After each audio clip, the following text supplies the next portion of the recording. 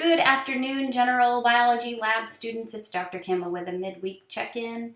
A couple of things that I wanted to go over with you this week as I was reviewing your Milestone 2 projects, which I have now completed grading. So please do go in there and check out the feedback that I have left for you. So with this assignment and with every assignment, I give you sort of a generalized blurb, quick snapshot of feedback that goes along with the grade. And then in order to see a little bit more additional individualized feedback, you want to go into View Rubric. And I think there it's best to view it in the grid format. That way you can see each and every criterion and what specific feedback I've given you. So it might be something very specific to your project that would enhance the project and in the end the grade of the project. So please do make sure that for this and every assignment that you're going in there and pulling up that individualized feedback, because I do try to customize it so that you can see exactly where improvements could be made. If you have any questions about how to access that, you can send them my way. Additionally, with the citation formats, remember that we are in APA style format. I've provided some information about this in a previous announcement, where to go to get the specific format, because I'm seeing still some errors in citation formatting.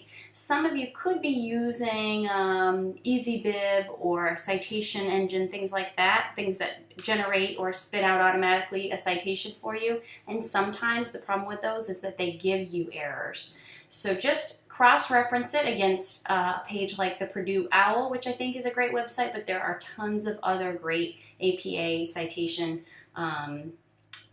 resources for you out there as well. Again, any questions with that, happy to answer them. You can shoot them over to the general questions discussion forum, or you can email me about them as well. The idea of the null hypothesis is also something I see some of you still struggling a little bit with. So remember, when you are investigating any research question in science, you come up with your prediction, your hypothesis. Sometimes this is also called the experimental hypothesis or the test hypothesis or just simply the hypothesis. So that is what you are pursuing in your study. So if by chance your data do not support your hypothesis, they have to support something. And in most cases, that would be the null hypothesis. In more sophisticated studies, they might have multiple hypotheses that they're testing, even more than two, but in our case, we're just going to have two. So for simplicity, let's say that your hypothesis was that you are going to observe with increase, if the temperature increases, then the size of the Manduka caterpillar will also increase. In that specific instance, your null hypothesis is simply the not hypothesis. So in other words, if you predict if the temperature increases, then the Manduka caterpillar will not increase. Not that it will decrease or double, just that it will not increase. So either way, whatever data you get, the results will support one or the other hypothesis. So hopefully that helps to clarify that a little bit. Again, if not, bring me your questions. This week you're going to be doing some chromosome play. So you get to play with pop beads that look a little bit like this, or exactly like this. You're going to construct chromosomes. So all that chromosomes are a sequence of genes along the extent of a protein molecule that represent the genetic code that goes on to build various proteins in the body. So we know that much so far.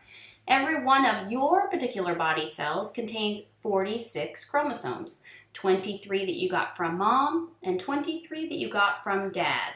So these two get together to represent whatever traits that they represent. Let's say that these, for example, represent eye color, which is actually more complicated than just two simple chromosomes, but we'll keep it simple.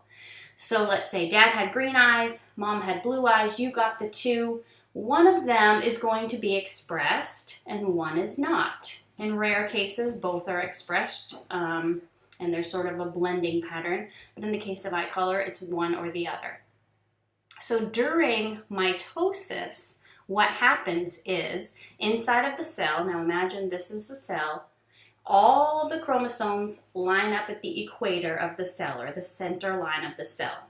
And what's going to happen is this is a replicated chromosome, meaning that it contains two identical sister chromatids. So when mitosis occurs, it's after the chromosomes have been replicated, so we have two identical copies, and all that's going to happen is they're going to go their separate ways at two opposite ends of the cell, two poles of the cell, and now we get two cells, each containing one of our sister chromatids. It's going to happen for all of the chromosomes that were in those cells. So we went from having a cell with 46 chromosomes to two cells with 46 chromosomes. In the case of meiosis or meiosis, whichever you prefer to call it, we have again all of the chromosomes lining up at the equator, except for this time our homologous pairs in the first round of division are going to separate.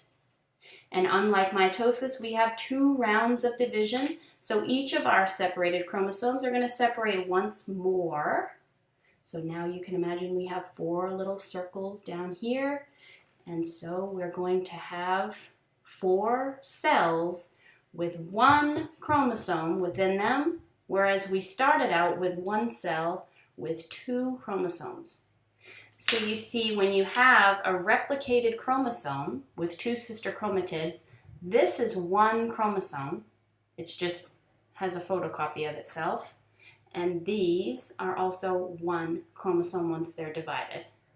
So after meiosis, we end up with four sex cells, each with half the amount of chromosomes that we started out with, which if you think about it makes sense, because during fertilization, we're going to take our one sex cell from mom, one sex cell from dad, put them back together, and we have our complete set of 46 again.